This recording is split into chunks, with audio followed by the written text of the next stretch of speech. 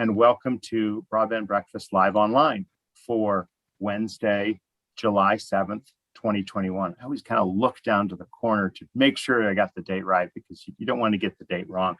We obviously record these. All of these sessions are recorded. They are made available on our website, broadbandbreakfast.com. And we are very, very soon going to be launching the Broadband Breakfast Club, the in-person event. That's where it all started, folks. Broadband Breakfast Club is where we took our name for our news and community service. Broadband Breakfast Club is a monthly event at Clyde's of Gallery Place in Washington, D.C. After a long hiatus, longer than we wanted to be, we are going to start again. And so look for emails, look for notices so that you can subscribe. Join the Broadband Breakfast Club. We're offering $49 a month, founders rate until the end of July for you to join. And once you join the Broadband Breakfast Club, you'll be able to attend all of our in-person events, as well as all of our virtual events too. So with that little notice, I also want to mention last month, for each session in the month of June, we had our Broadband Breakfast Live Online events focused on digital infrastructure investment. Digital infrastructure investment is our mini conference at the Broadband Community Summit. It's a half-day event starting at 1 Eastern Time, 12 noon Central Time. It will be both virtual and in person. So we will be in person in Houston, Texas, where the Broadband Communities Summit is located and is being held all that week, the 27th through the 30th. Our mini conference, Digital Infrastructure Investment, will be on Monday afternoon. You can attend in person, and through the Broadband Breakfast Club and membership in the Broadband Breakfast Club, you can pay the best rate possible, $349 to attend all week at the Broadband Community Summit. So register at broadbandbreakfast.com/join. You can find out information about joining the Broadband Breakfast Club and getting discounts for events like the Broadband Community Summit. We will also be doing it virtually for those who can't or don't want to or whatever, aren't able to make it to Houston. They can register and attend. The rate for that is $149, and your first month of Broadband Breakfast Club membership is included in that $149 rate to attend digital infrastructure investment. But again, more details will be coming, but the last 5 sessions, we focused on some particular aspect of digital infrastructure investment, which is our joining of the broadband deployment community and the finance community on the things that will be necessary to get the towers, the small cells, the fiber to the home, the data centers closer to neighborhoods, so that we can have an advanced infrastructure to serve our nation's needs. So those are some of the upcoming things. Today, of course, we're going to be talking about broadband mapping. You could argue that broadband mapping is really where this all began. Before there was Broadband Breakfast, we had a data collection service called Broadband Census. And that really led to a crowdsourcing effort, which led to some interesting comparing of broadband offerings. And that in turn led to the National Broadband Map. Now, National Broadband Map has suffered a lot of slings and arrows. It's had its ups and downs too. And right now the National Broadband Map is pretty much moribund. That said, the FCC and the NTIA, the Federal Communications Commission, and the National Telecommunications and Information Administration are both on the course to revamping broadband mapping efforts, right, in different ways, okay?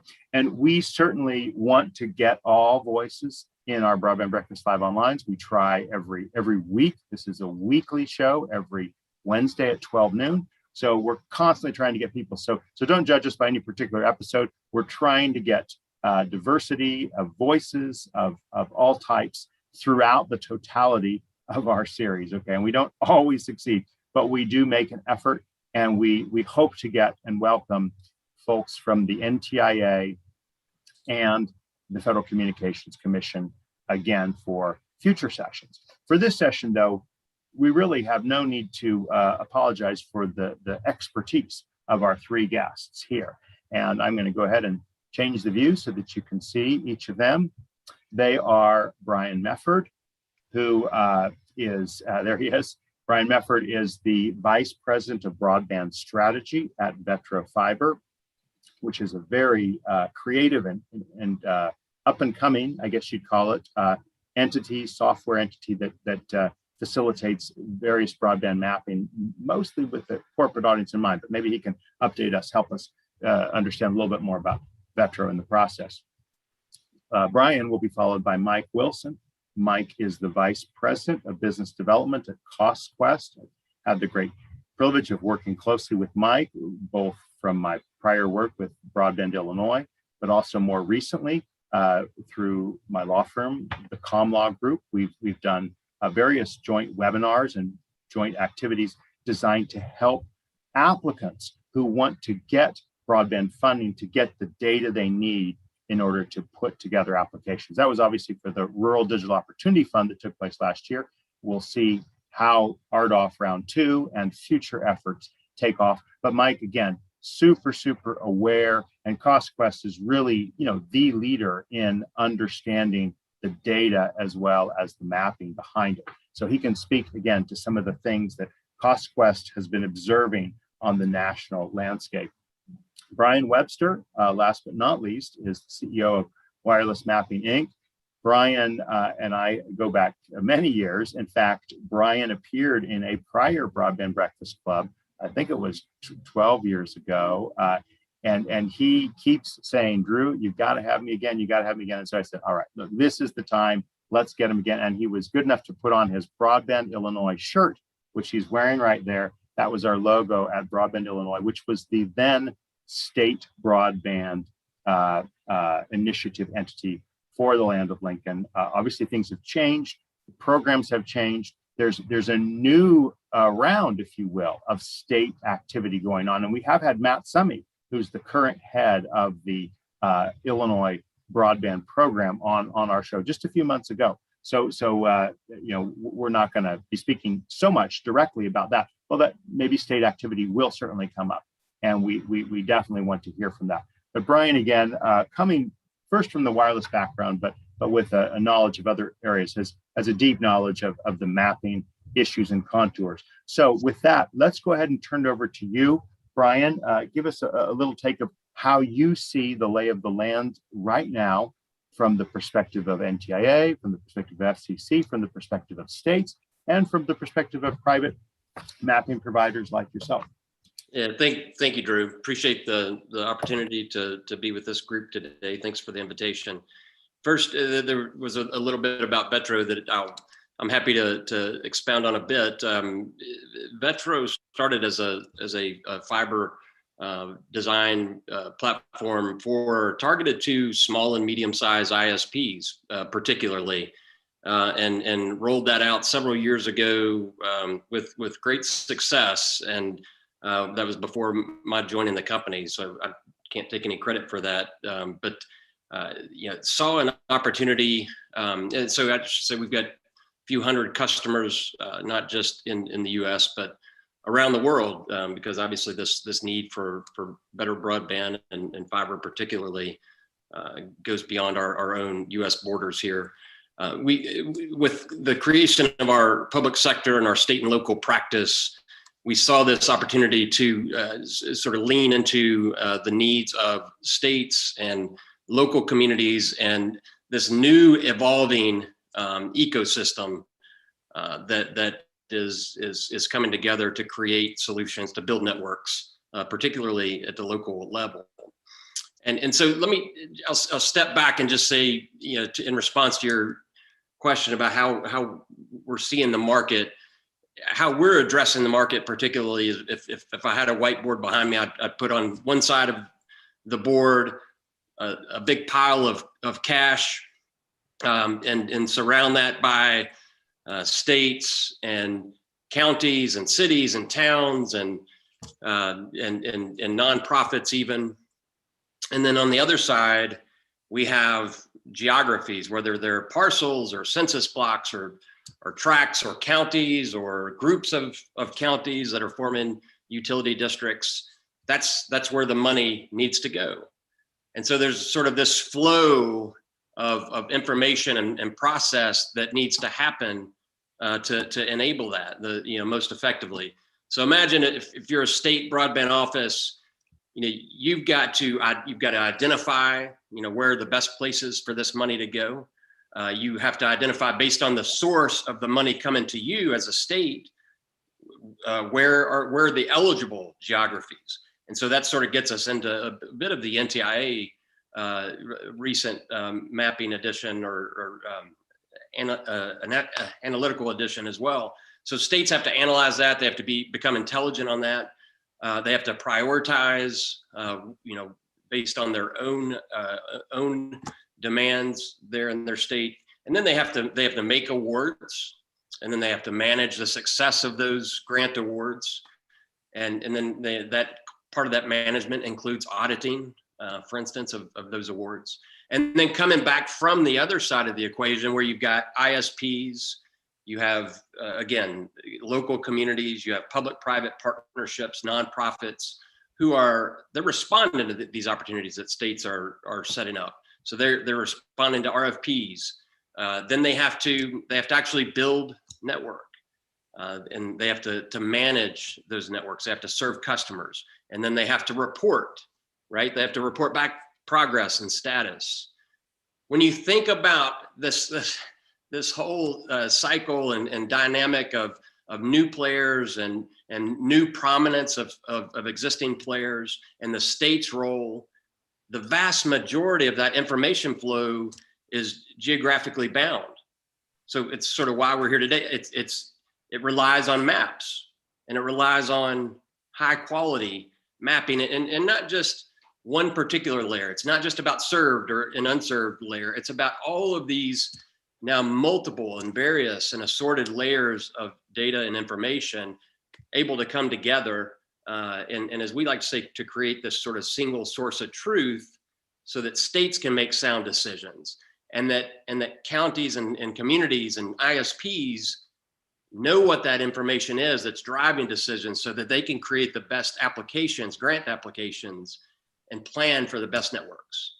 And so, let me ask a quick follow-up, and Brian, you can certainly take a whack at this, but the others can as well. So I haven't done a deep dive into the NTIA's very recent announcement, and we do have links on the page for this event to panelist resources, including a link to the story we published about this. But it looks from this link that there's a indicators of broadband need map. There's also, they refer to the broadband availability data collection that the FCC has underway. And then they have the National Broadband Availability Map, which is kind of like an opt-in map that certain states have gone in. So have you done a dive of these two? Let's just focus on the indicators of broadband need map and the National Broadband Availability Map that NTIA has produced. Brian, do you have any thoughts on those two? So far, we've been focused on helping states sort of create views of what those different stated NTIA priorities are, different elements, components are, and helping to identify where clusters, where point clusters are, where more houses and businesses are based on those different clusters, so that the state can then make a decision about how to best address those. Does that make sense? We'll come back to this for sure, but I thought we'd get that out there because it's important to what we do want to talk about here. Let's go ahead and turn the podium over to Mike. Tell us a little bit about CostQuest and about how you've been involved in the broadband mapping issue for years and years. Yeah, thank you, Drew. And I think I can explain things well with slides. Everybody loves slides, but there are maps in here. CostQuest, if you know us at all, it's probably through our work with the FCC. We're the modelers of record for the CAM model that is used for the funding of the Connect America Fund. We set the reserve with our models for the RDOF. We've been working for the FCC for more than a decade, starting with the National Broadband Plan. But we also work for the industry, providers large and small, helping with location data, GIS mapping, and most notably economic models, business case sort of thing, and valuation appraisal. What I know that clearly Drew asked me to show something on data, and I'm going to share something on data. Really, last time we talked as a group through Broadband Breakfast, I talked about broadband location data, broadband serviceable location fabric, which the FCC is moving forward with, which is related to the Broadband Data Act that Congress passed more than a year ago. But what I want to show you is the results and the impact of using really good data and how that impacts policy, how it impacts build out. So what you're looking at here is our view of what is served and unserved by fiber or coax. Right in the dark red area, that is unserved by fiber or coax. In the green, that is served. We're not using FCC Form 477 data. We're actually estimating where these locations are that are served and unserved. And I'm going to get into that in a moment. What we're doing to get that view, which is more accurate than what the 477 data is going to show you, is starting with proper locations, right? We've got precise locations of every structure in the US through our own data set called the Broadband Serviceable Location Fabric. The FCC will be doing the same thing and doing it nationwide. And starting in 4 months, they will have something in hand. And so we start by looking at that. What that does is kind of corrects what the FCC has in the 477 data, which is at the census block level. So that source of mapping says that if there's one location served in a census block, the entire census block is lit up and served. So we first correct that, and then we estimate what locations, structures actually have fiber, coax, copper, DSL for each of those locations using a logistic model of regression. It's called a logit model. It's geospatial in nature and it's statistical in nature. So what that has told us now is that, and here's a look at our location data versus typical location data. Actually having structures is a big impact. So I just wanted to show that image. But what this location data has shown us is that areas thought to be unserved or served by the FCC Form 477 data, a good chunk of them are not served. And really looking at the results here, we did this nationwide. We've done this in every state in the union. It shows that unserved locations using our approach of exact precise locations and estimating where service is available moves from 7.29 million to over 12 million unserved. So you think about how that impacts policymaking, funding, build out it by state, and all the funds that are coming out, RDOF 2, all the the Treasury funding, the NTIA funding, what's coming down the pike for infrastructure funding. So an additional 5 million, almost 5 million locations that were thought to be served or unserved. And this is new data. You're seeing this for the first time. What that means is, really economically, is that it's going to cost a lot more to serve these areas that are unserved because there's more locations that are unserved. If you look at it on a per location basis, you see a hockey stick. Those areas, stands to reason, but those areas that are less dense are going to cost a lot more. This is a nationwide look at density and investment per unit. Some of these areas cost as much as $80,000 per location to get invested infrastructure to. How that shakes out, and I've blocked out some of the numbers here these are confidential at this time, not yet released.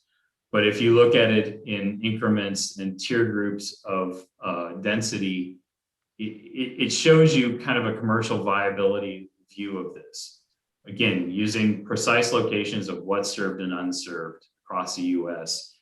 If you're looking at the last 1% to serve and fund an investment model, it would take $2,769 over in the lower right-hand corner in ARPU per month to make it commercially viable for whoever's serving that area. So that gives you a real good look at the commercial viability across the US to get this done. You can't do this kind of analysis either federally or at states or locally at counties without understanding precise locations that need to be served and getting a better view of what service is available at the location. The FCC is working on this, and the timeline for that is over the next probably 18 months, you'll see something from the FCC on this. So that's a quick overview of where we are with data and how that impacts things like funding and policy going forward. Well, wonderful. Thank you very much. I'm going to turn off the sharing. It looks like you already did that. Thank you. And now we will turn it over to Brian Webster to tell us a little bit about some of your perspective and thoughts on these recent developments in broadband mapping. Go ahead, Brian. Good morning, Drew, and thank you. The data that Mike just presented is a lot of the key problems. You know, we see it as these funding opportunities and all that. You know, there's two problems. There's adoption versus availability. Now, Mike talked specifically to a lot of availability challenges, and so did Brian. You know, the rural areas we have always known are a problem. And the FCC 477 data reporting by Census Block Group, that problem gets exacerbated and exaggerated the farther out you go, because the census blocks are based on a workload for census workers. And so geography versus density, as Mike just talked about, becomes you know, it gets to be problematic to use as a data metric. But the problem is that's one of those standardized things that everyone gravitates to. Taking that problem even further is now we're on, you know, we're getting ready to release the new decennial census data, which will change the shapes and locations of these census blocks. So that makes things a problem. And we were in this from the 2000 census, 2010 census. And so I see this as a couple of issues. One, as Mike mentioned, he uses the building location information, and there are several sources of that out there. You know, that somewhat mitigates where within a census block you can start to look at things. Some of the data sets don't have detailed information about those buildings, depending on the source that you get it. For instance, you don't know whether it's a barn, a shed, or a house, or a residence, or is it an MDU location? Is it an apartment building? You know, so some of that data is lacking. 911 data could be one great source of this, and certain states do a really great job of this. For instance, in New York, they've refined all their 911 data to resolve it to the rooftop, and they publish it all available. Other states, they either do a poor job, or the local entities feel like this is gold and they hold it to their chest, make you pay for it. One of the things that I think could really help make the mapping aspect, especially in the rural areas, better is if federally, if they mandated that 911 data get resolved to the rooftop and that it becomes in the public domain, no cost involved. There's no reason that shouldn't happen. This is what happened with our broadband studies when we forced all the carriers to report to the FCC and to the National Broadband Map. Standardize this nationwide and get a quality input data set to look at these problems, to look at these funding opportunities. And when it comes to broadband providers reporting by location, if we had quality 911 data and they reported the data addresses that can be served, or an alternative method is to get away from the census blocks and use a system, what they call the US National Grid, which most geographers forget about or don't know about. The US National Grid, and I talked about this 12 years ago, is just a blank grid across the United States, measured in the metric system. So you can go right down to the square meter, square centimeter, and have a geography. So if we had broadband providers reporting their service areas by these US National Grid squares instead of the census blocks, you could still anonymize their data to a certain level and report availability from a geography area so that if new addresses become available, you've already got a reporting mechanism to show where the broadband is available. So either or both of those methods, and I'm sure CostQuest has talked to the FCC about this and the NTIA, and that helps have a more granular reporting method. Road frontage segments is also a good method. I don't necessarily disagree that that's a bad one either, but that's a little more problematic towards the wireless people to show out off a road where there might be service. So there's that. And so if we can report on a more uniform but smaller reporting area, I think that would help. But now we go back over to the adoption aspect. Remember, a lot of this money in a lot of these cities and everything like that, they've already got a lot of broadband and competition.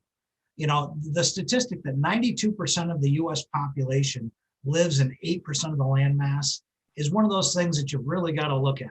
And of course, when it comes to public monies, the populist votes in Congress and such are not going to want all the money to go to the rural people, and they're not going to get their share of the pie. So that comes down to where's the broadband, where is the adoption, where is where's the people not making use of broadband in the populous areas that have infrastructure. So you've got to look at adoption and reporting methodologies and things of that nature. And Drew, we, back in the Broadband Illinois days, we chased that pretty hard.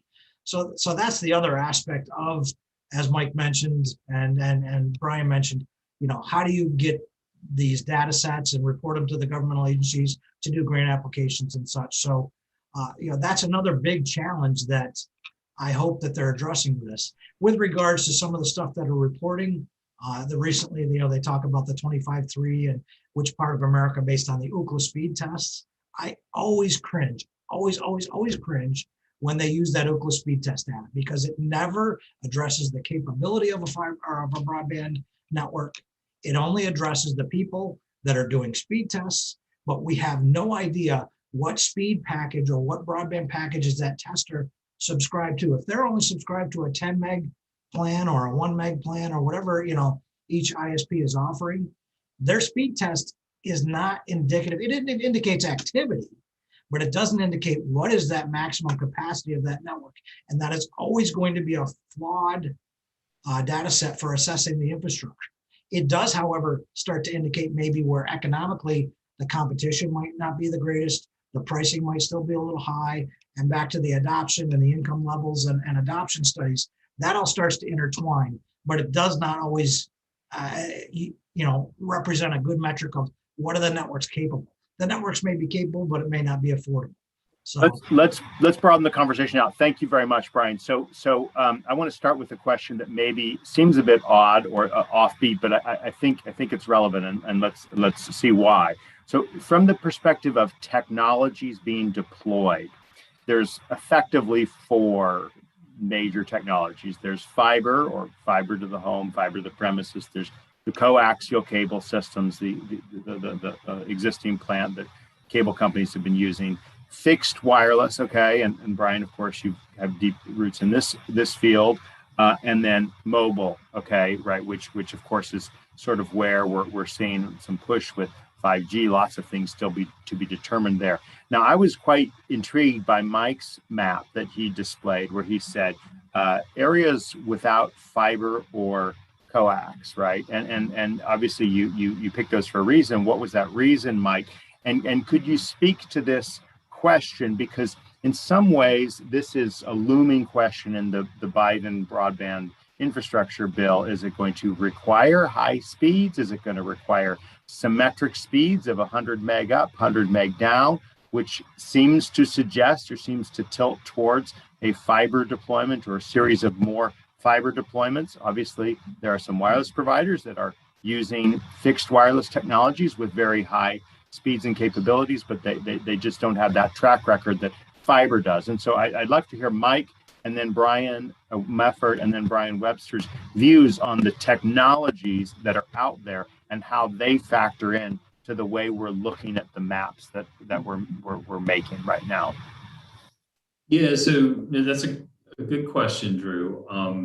And from CostQuest standpoint, we're agnostic to technology. We model all of them and have done so for the FCC for years. The reason I showed the fiber and coax is we wanted a look at 100 megabits service, right? Whether it's symmetrical or not. Typically the landline services that are terrestrial and using either fiber or coax are going to get you there. Now, having said that, fixed wireless can get there as well. And we also have a 5G model coming out in the next couple of weeks, which will show similar kind of nationwide ubiquity costs to get that out there. And there's all kinds of different needs for wireless versus a landline service, whether it's mobility or fixed. So fixed wireless can always be a very good rural deployment for the last mile. And so, but we're agnostic to it, Drew.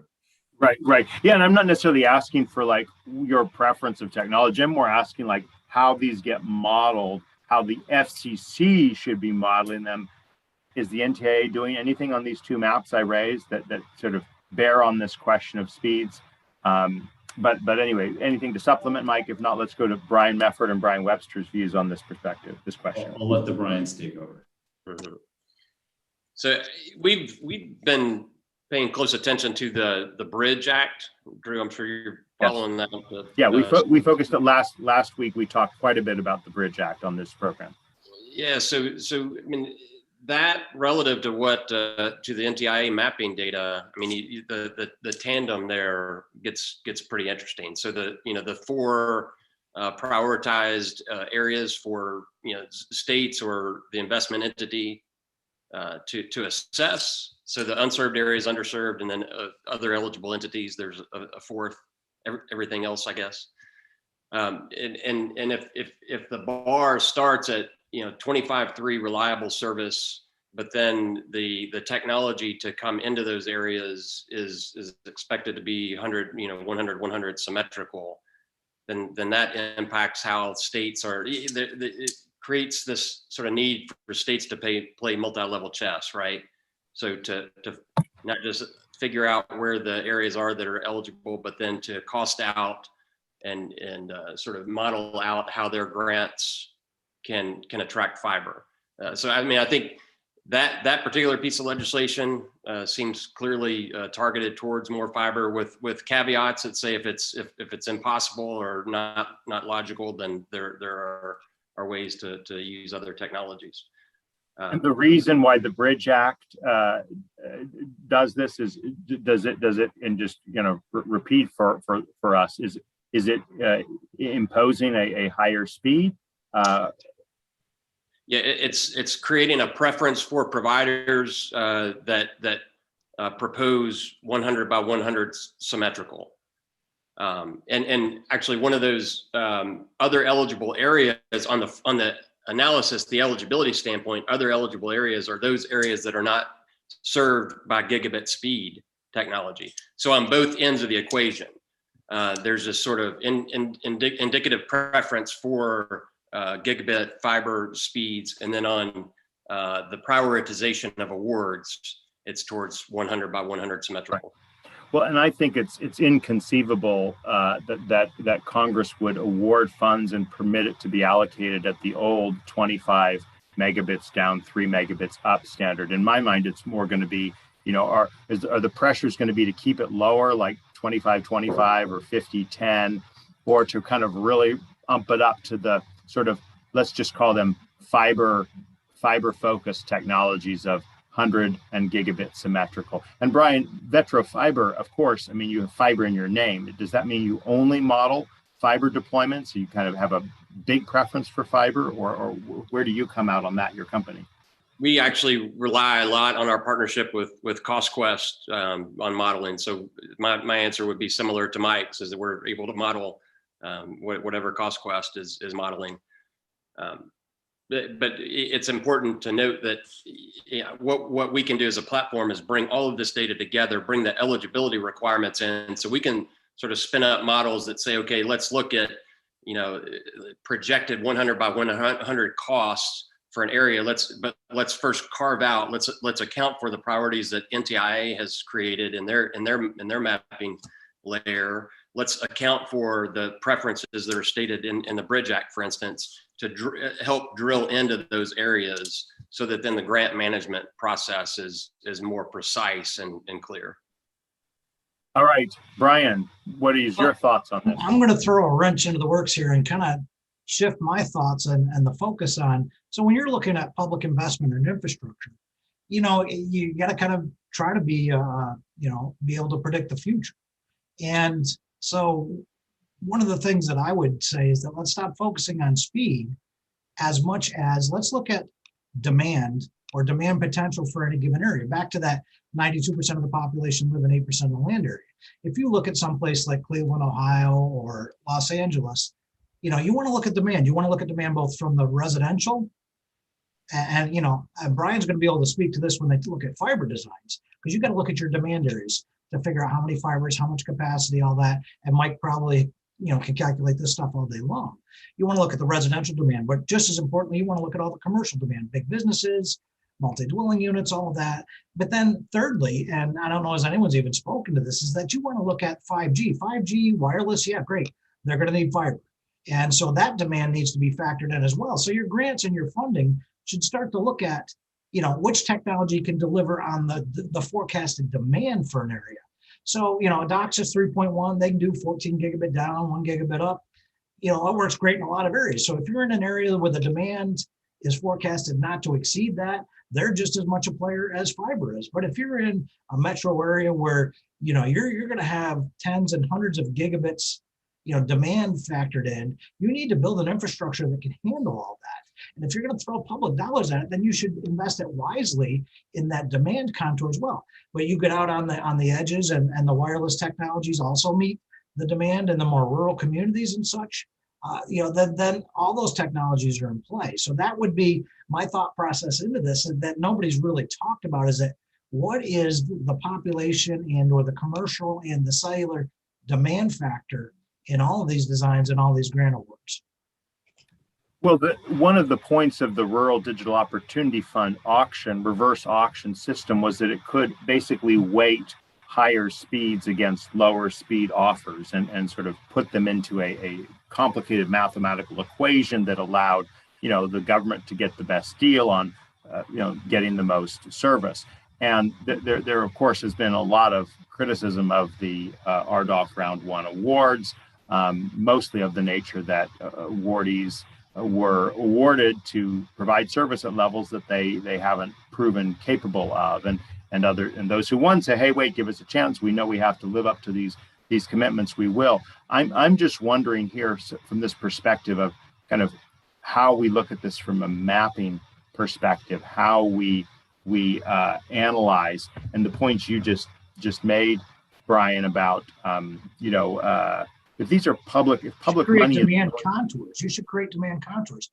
This area, this inner ring, this at Metro Center, you need to have 10, 100, 300 gigabit network capacity. And, that should factor into that weighting factor, that the money awards, all that, and the analysis of what is already there existing. Is that capacity met?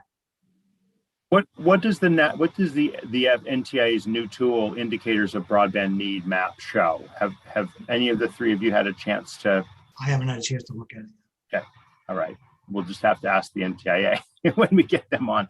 But what does Mike know about that? I'm sure if they've got indicators like that, if Mike can talk to that point, then they've probably been in conversations with CostQuest to help determine. Yeah, I've only spent a little time with the NBAM, with the actual map that they published. And, I understand that they have some estimation of demand. They have, usage data. But when it comes down to it, things are still at the block level. They know that. The good things that come out of the NTI program, which I think are great, are that it's coalescing states into an NBAM program where they're sharing data. This is fantastic. And the other great news is that NTIA will be the beneficiary, as will everyone else, that Congress and the FCC have agreed to share everything that they have. right? The Broadband Data Act makes it so, and the FCC has confirmed that with their recent, RFP on the broadband serviceable locations. That will be shared interdepartmentally across the government. This is the map that you see from NTIA in a year and a half will be much better and much different. But what they have is a very good start.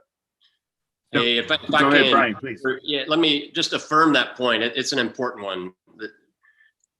The flow of data both ways, I mean, from top down and bottom up, has become more critical. It's always been critical, but with this much money at stake and all the factors that we're talking about, that flow is mission critical. And so there are some states that are doing an excellent job right now opening up the flow of data from the local communities to the state. And so hopefully with the inbound, that's going to then flow up to NTIA. It's just so critical as these grants are being made. For instance, a state has to know to a point level what not what is just the current situation, but based on the grants that are being made, what's the situation going to be in year 1, year 2, year 3, to be able to target these dollars precisely. And so the last point I'll make on that is, we've approached mapping over the years a bit parochially, so that it's sort of a closed system approach. And what we've got to do is just sort of take the lid off mapping accessibility so that states can work hand in hand with communities. Communities have access to the same maps, to the same technology, so that everybody's sharing, again, that source of truth. Otherwise, it's going to be walled off, closed off, and we're not going to have maximum efficiency. We have a question here from Mark Zarnicki. Fiber coax fixed wireless cellular is the connectivity. How do you map the points of needed servers to route data for the internet? Does anyone want to address that question? Well, I'm not sure I fully understand the question, but when we do our modeling, Mark, it is geospatial in nature. Sometimes we do brownfield where we're extending a network, modeling a network from an existing infrastructure point. And sometimes we're doing greenfield, and we're placing structures logically on the planet, right? And whether you're routing fiber and hitting each node along the way until you get to an end demand point, or you're putting a tower optimally to get through terrain, clutter, and distance to an endpoint. That's how we approach it. I'll comment a little bit on that. I mean, the ability to know where the servers and the routers and all that, that comes under, just like the power grid. Do you really want to put all that data out there? The answer is no, because then you're going to put vulnerability. However, if you're mapping capacity in conjunction with demand and inventorying things like major data centers, major interconnect points, internet exchanges, and stuff like that, if you start to map that, then you have some of an idea of that, or at least map these are the areas that need the capacity if they don't already have it. You could possibly do surveys with the ISPs, but again, that becomes part of the proprietary ISP network. And the public also has to remember too, the public internet, there is no real public internet. It's an interconnected exchange of all these private networks. It's not like the public highway system. And that concept of comparing it to the public highway system really needs to be pulled out of the public's general perception, because clearly the internet works because of the private interconnected systems, and so it's not as simple as trying to plan it like a highway transportation network. So I want to come back to the point that Mike Wilson made earlier about sort of correcting for the assumption of service in a census block when one entity is served. And Mike, you said that in the slides you shared, you've done that kind of in the models you've created there. That is, as I understand it, one of the key purposes of this new digital opportunity data collection that the FCC is in the midst of undertaking. Let's talk just a little bit about this correcting the assumption, the steps that need to go into basically going from a block level to an address or premises or fabric level system. Let's just talk for a few minutes about that and how you've done that, how the fabric enables that. but also how the FCC and other states and companies can use that or benefit from the non-assumption of service in a whole census block. Yeah, I mean, it's the big issue of our day when we talk about public funding, right? You look at how we rolled out the BTOP funding years ago, right? And that was done at a census block level without data and funded before the SBI maps were available. And the impact of that funding was diminished because of that, right? We've worked with recently the state of California, who has their own California Advanced Services Fund. We used fabric structure locations to remodel their fund so that they get more precise location mapping, right? It stands to reason that you're going to map to structures, and 911 data helps.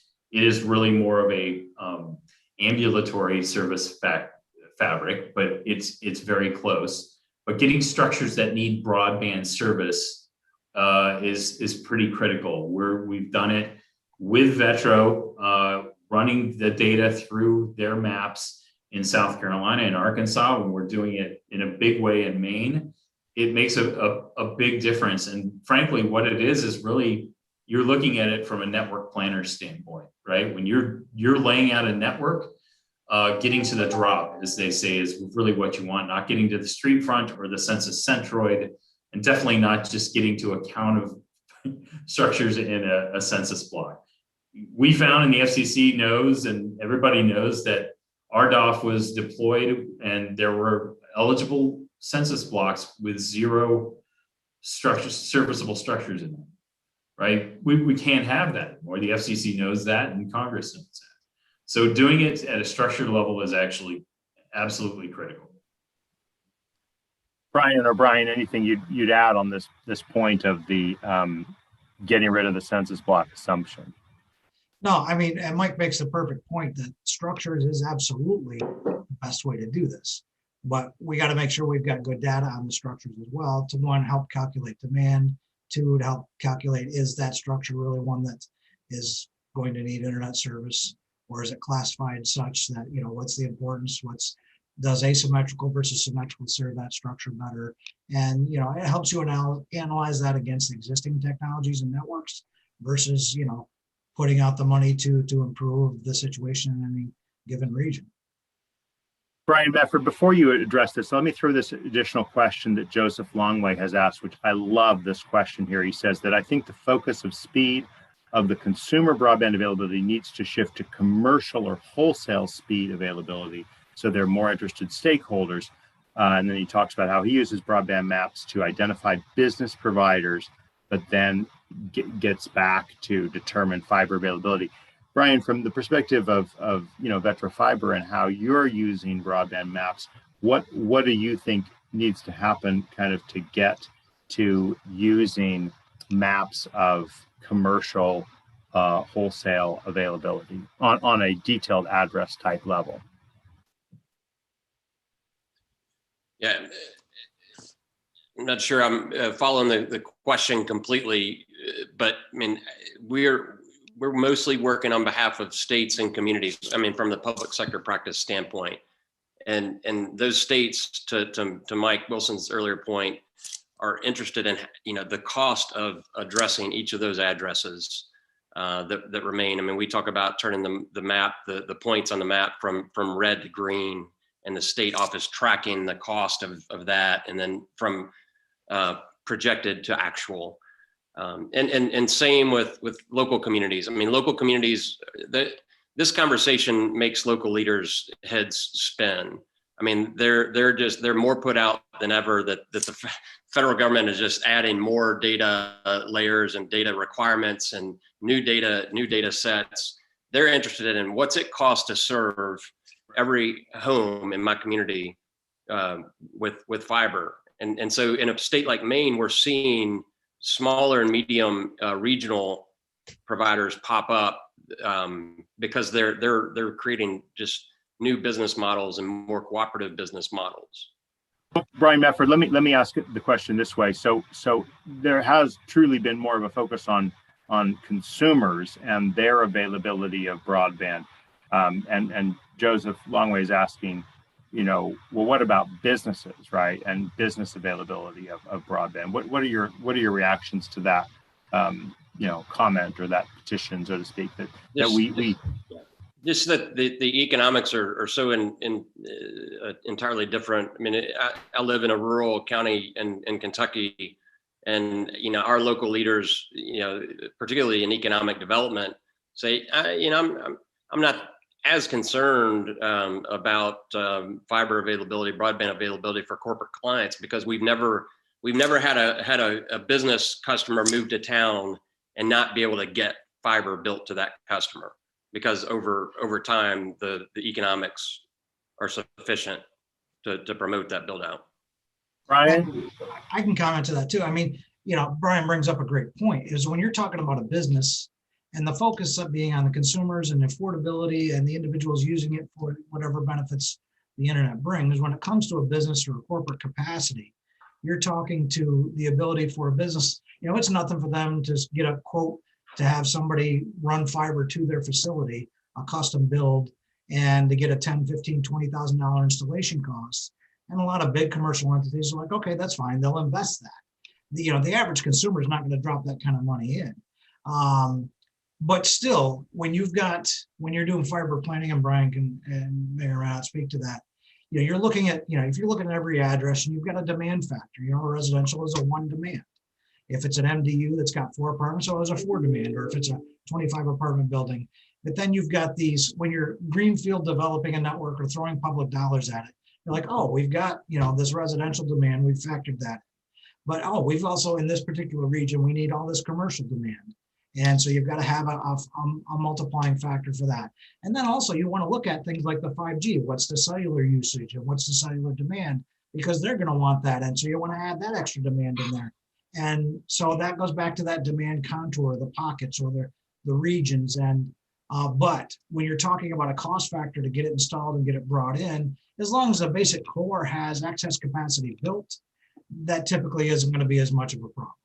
And Mike, maybe you want to chime in on that. I was going to say, Mike, your ARPU chart speaks to this in an interesting way, I think. Yeah. I mean, there's a couple things when we look at our fabric data, right, where broadband serviceable locations are, we do categorize it by business and residential. And we actually have special access locations. So what you're really talking about is special access, right? Serving large institutions, enterprises, or anchor institutions with broadband, with dedicated fiber, et cetera. And if you know where those locations are that have special access built to a structure, you're going to have a better idea of where fiber can go from there. Think of it as a hub and spoke kind of environment. That's the sort of modeling that we can take with our technology availability, the likelihood data that you saw earlier, and that is known fiber locations with good access. How far in route feet are other locations that are deemed unserved? How far are they? It's critical to know this stuff. It's not readily available, right? Fiber routes, and then what buildings are lit up for special access. It's not something that's readily available. We have it through a lot of our clients, but there's no public data for this. But it is super helpful to understand it in the modeling world. Well, and the reason perhaps that I asked this question and drill into it so much is that and the links to the panelists' resources on this page, you'll see an article that I wrote 2 years ago as the FCC was just kind of ramping up the digital opportunity data collection. And I talk about seeing broadband mapping from 4 different perspectives. One is the perspective of, okay, I'm selling broadband. The second is someone who wants subsidized, kind of like RDOF. The third is a regulator who may want to keep tabs on the service levels and quantity, which we haven't really talked about and don't really have time to talk about, like speeds and prices and so forth. But the fourth, and this is kind of what I'm getting at, there are new entrants out there, non-incumbents who want to build fiber networks or fixed wireless networks. And you know what a big cost is?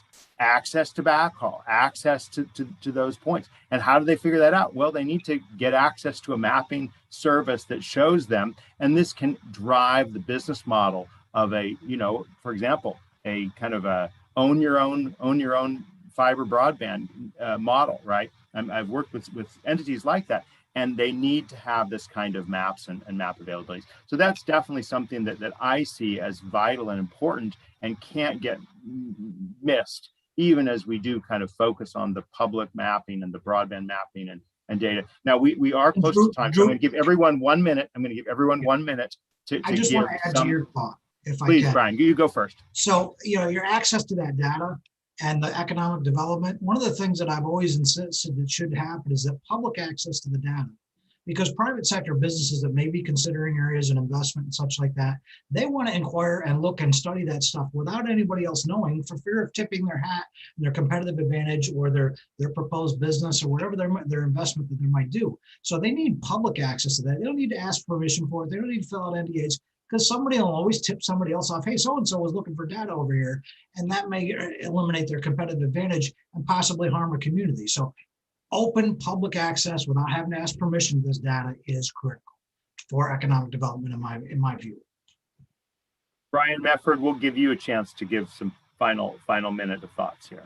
Yeah, I'll just reaffirm a point I made earlier about the need to sort of open up collaboration opportunities in the context of mapping, so that we don't have just a single owner of an arbiter of the knowledge of this data, or that it doesn't just stay in the public sector as a channel between, the commission or the NTIA and states, for instance. But whether it's the ARPA or the NTIA program or the Bridge Act, we're seeing this new sort of articulated preference for local involvement for all the reasons that we could spend a whole nother hour talking about. We're finally here. So the communities have this larger seat at the table, this more prominent seat at the table. They need the same access to this data that we're talking about having at a federal or state level. And it's important then to think about sort of open access, to use Brian's term, in technology that democratizes the access to this data, so everybody can participate in the flow of this broadband intelligence. All right, wonderful. Thank you. Mike, you'll get the last word here. Yeah, no, Brian, both of you said it very well. And in order to get open access, you need access to data. We're believers in that, whether it's showing where dark fiber is, having an open access, getting middle mile routes, understanding that data is critical. The FCC has clearly recognized that with the way they're looking at location data and how they're going to go forward with the DOTC, the BDC going forward. And we're very supportive of that. More data at the local and national and state level is critical to getting rollout done right and efficiently. Well, before I go ahead and thank each of our panelists for participating with us today, I want to remind everyone, actually one additional thought. Steve Ross has been making some excellent comments. He's with Broadband Communities, and he's actually a former professor of mine. Normally, he's the one who gets in that before I do, but Steve has made some great comments here, and I certainly encourage you to check out the models he's referred to in the comments, and we'll throw a link on the page for those who are watching on some of our other channels. In fact, this is getting ahead of myself, but the next 3 episodes of Broadband Breakfast Live Online are next week, July 14th. We're going to be talking about spectrum sharing in the 12 gigahertz band. Very exciting discussion. We look forward to a lively debate and comments and panel on that point. And then on the 21st, we're going to be talking about the Broadband Community Summit.